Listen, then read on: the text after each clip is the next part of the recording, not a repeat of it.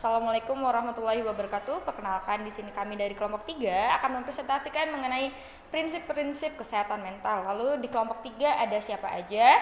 Nah, di kelompok 3 ada Ai, ada Noval, ada Pipi, ada Rere, ada Seni, ada Sri, dan ada Elvira. Selanjutnya ada prinsip. Prinsip itu apa?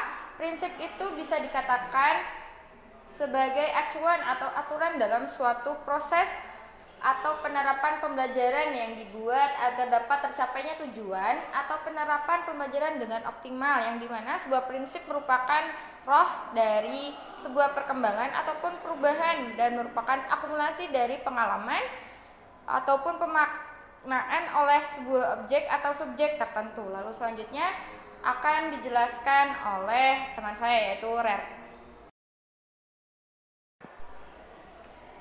Selanjutnya, kesehatan mental. Kesehatan mental pada dasarnya adalah bagian terpenting dalam kesehatan seseorang sepenuhnya. Karena kesehatan mental mencakup bagaimana seseorang memahami dan mengatasi perasaan, pikiran, dan tindakan mereka, serta bagaimana mereka berinteraksi dan mengatasi juga menghadapi masalah hidup mereka. Jadi dapat disimpulkan bahwa prinsip-prinsip kesehatan mental dapat diartikan sebagai serangkaian aturan atau standar yang menjadi sebuah acuan yang harus diterapkan dalam upaya mempelajarinya. Dan pada konteks ini, memelihara kesehatan mental agar dalam pencapaiannya tidak memunculkan masalah-masalah psikologis. Next. Prinsip-prinsip kesehatan mental pada dasarnya dibuat karena banyaknya masalah psikologis yang terjadi di lingkaran sekitar kita seperti lingkungan sekolah, lingkungan masyarakat, maupun lingkungan keluarga. Masalah-masalah psikologis tersebut diantaranya seperti stres, depresi, gangguan kepribadian, gangguan kecemasan, antisosial, dan self-harm. Pada peran aktif lingkungan juga sangat berpengaruh penting terhadap kesehatan mental. Lingkungan yang sehat, terutama lingkungan keluarga, adalah salah satu faktor yang sangat berpengaruh aktif terhadap kesehatan mental seseorang. Karena pada dasarnya, lingkungan keluarga adalah lingkungan yang terkecil namun memiliki pengaruh yang sangat amat besar terhadap kesehatan mental seseorang. Selanjutnya akan disampaikan oleh Elvira. Sebelumnya, perkenalkan, nama saya Elvira Krisdayanti. Di sini saya akan membahas tentang prinsip-prinsip dasar kesehatan mental. Yang pertama ada keseimbangan emosi dan perilaku, yaitu di mana ketika seseorang memiliki keseimbangan emosi dan perilaku yang baik, maka ia juga akan memiliki hubungan yang baik dengan orang lain. Yang kedua, ada pertumbuhan dan perkembangan. Pertumbuhan dan perkembangan dalam aspek kognitif, afektif, dan psikomotor juga sangat berpengaruh dalam memperkuat kesehatan mental. Yang ketiga, ada peran dukungan sosial, yaitu di mana ketika kita merasa dicintai, disayangi, dan dibutuhkan, itu sangat membantu untuk menjaga kesehatan mental kita. Yang keempat, ada penggunaan waktu yang efektif. Ketika kita menggunakan waktu sebaik-baiknya, misalnya dengan berolahraga, itu juga akan menjaga kesehatan mental kita agar tetap baik. Yang kelima, ada keterbukaan dan komunikasi. Misalnya ketika kita memiliki pikiran yang berat ataupun mengganggu pikiran kita, dengan kita menceritakannya kepada orang lain, itu akan mengurangi stres. Yang keenam, ada kepuasan dalam pekerjaan, yaitu ketika kita mencapai target tertinggi dalam pekerjaan kita dan kita merasa bahagia, itu akan membantu menjaga kesehatan mental kita agar tetap baik. Yang ketujuh, ada makan makanan yang seimbang. Ketika kita memakan makanan yang seimbang, itu akan menjaga tubuh kita agar tetap kuat dan menjaga keseimbangan tubuh kita. Yang kedelapan, ada berpikir positif, yaitu ketika kita di mana kita berpikiran positif, maka tubuh kita akan mengeluarkan aura yang positif. Begitupun sebaliknya. Mungkin cukup sekian pemaparan materi bagian saya. Selanjutnya akan dilanjutkan oleh rekan saya Wulan. Dipersilahkan. Baik, selanjutnya ada prinsip-prinsip penting dalam memahami dan menjaga kesehatan mental. Yang pertama ada holistik. Kesehatan mental harus dipahami sebagai bagian dari kesehatan tubuh secara keseluruhan, bukan sebagai kesatuan yang terpisah. Karena faktor-faktor seperti fisik, sosial, emosional, dan dan spiritual dapat mempengaruhi kesehatan mental seseorang. Yang kedua ada dukungan sosial. Nah, yang dimaksud dengan dukungan sosial ini menjalin hubungan yang kuat dan positif dengan orang lain. Contohnya dengan keluarga, dengan teman, atau dengan satu komunitas. Yang ketiga ada resiliensi. Nah, resiliensi ini merupakan kemampuan untuk mengatasi dan membangun dari kesulitan atau stres. Nah, resiliensi ini tuh salah satu indikator kesehatan mental yang baik. Yang keempat ada ekuitas. Ekuitas ini terjaminnya akses pelayanan kesehatan mental dan kesejahteraan yang dapat dimiliki semua orang secara adil. Yang kelima ada penerimaan diri. Yang dimaksud dengan penerimaan diri di sini tuh kita harus menerima dan memahami tentang kelebihan dan kekurangan yang ada dalam diri kita. Yang keenam ada kemampuan beradaptasi. Kemampuan beradaptasi ini tuh untuk dapat menyesuaikan diri dengan lingkungan yang baru. Dan terakhir ada keterlibatan aktif. Keterlibatan aktif ini tuh suatu kegiatan yang menyenangkan dan membangun. Yang terakhir ada keterlibatan aktif.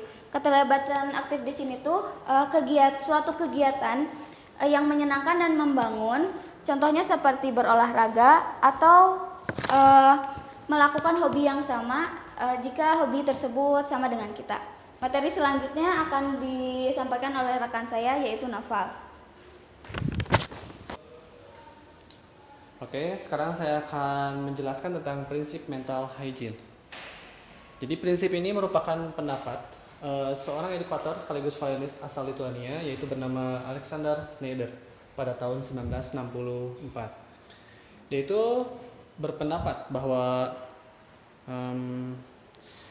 prinsip mental ini didasarkan kepada beberapa kategori, yaitu yang pertama adalah prinsip-prinsip yang didasarkan pada hakikat manusia. Itu berisi tentang yang pertama itu pendapat pertama, kalau menurut dia itu kesehatan mental dan penyelesaian diri seorang individu itu sangat dipengaruhi oleh kondisi dan kualitas jasmaninya. Ya maksudnya kita kalau misalnya sehat secara fisik ya kita insya Allah sehat secara mental juga. Lalu yang kedua, dalam pemeliharaan kesehatan mental dan penyesuaian diri seorang individu harus berperilaku sesuai dengan hakikat kemanusiaannya, yaitu sebagai makhluk yang memiliki moral, intelektual, agama, dan sosial. Yang ketiga, ada kesehatan mental dan penyesuaian diri dapat tercapai apabila seorang individu memiliki kontrol diri yang baik dalam cara berpikir, menghayal, memuaskan keinginan, berekspresi, dan berperilaku. Lalu, yang keempat, dengan memperluas pengetahuan atau pandangan tentang diri sendiri, kesehatan mental dan penyesuaian diri dapat tercapai dan terpelihara.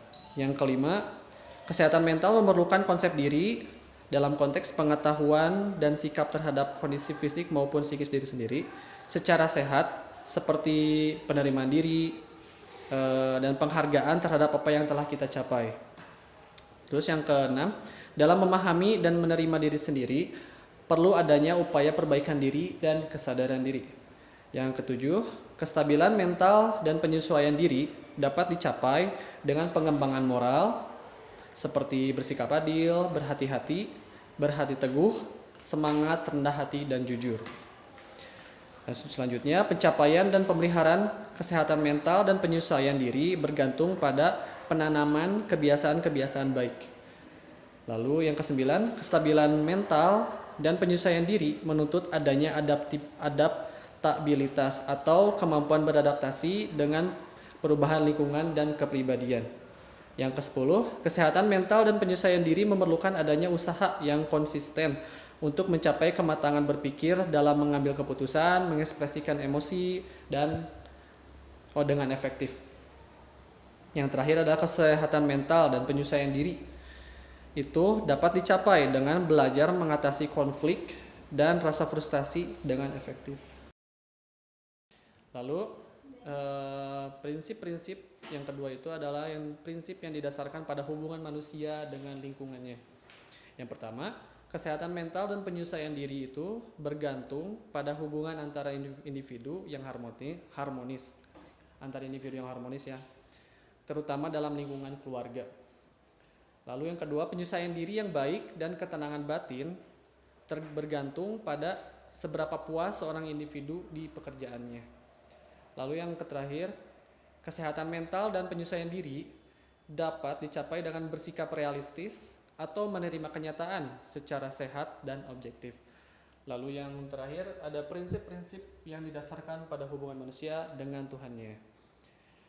Yang pertama, kestabilan mental dicapai dengan pengembangan kesadaran seseorang terhadap sesuatu yang lebih tinggi derajatnya dari dirinya sendiri atau Tuhan sebagai tempat ia bergantung. Lalu yang terakhir, kesehatan mental dan ketenangan batin dapat dicapai dengan kegiatan yang teratur dan tetap dalam hubungan manusia dengan Tuhan, seperti kalau untuk kita sebagai muslim, sholat dan berdoa. Ya, sekian pemaparan materi saya. Untuk selanjutnya akan dilanjutkan oleh Pipih.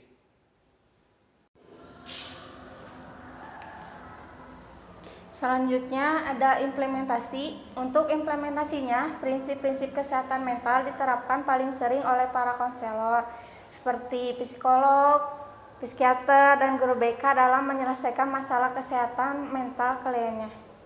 Beberapa masyarakat umum juga menerapkan ilmu tersebut kepada orang-orang yang menurut mereka membutuhkan, terutama kerabat-kerabat terdekat mereka, demi terjaga kesehatan mental mereka agar mereka tidak mendapatkan masalah-masalah psikologis. Oke, baik teman-teman, sebelum kita menutup presentasi kami dari kelompok 3, kami di sini ada kutipan dari surat Al-Baqarah ayat 216.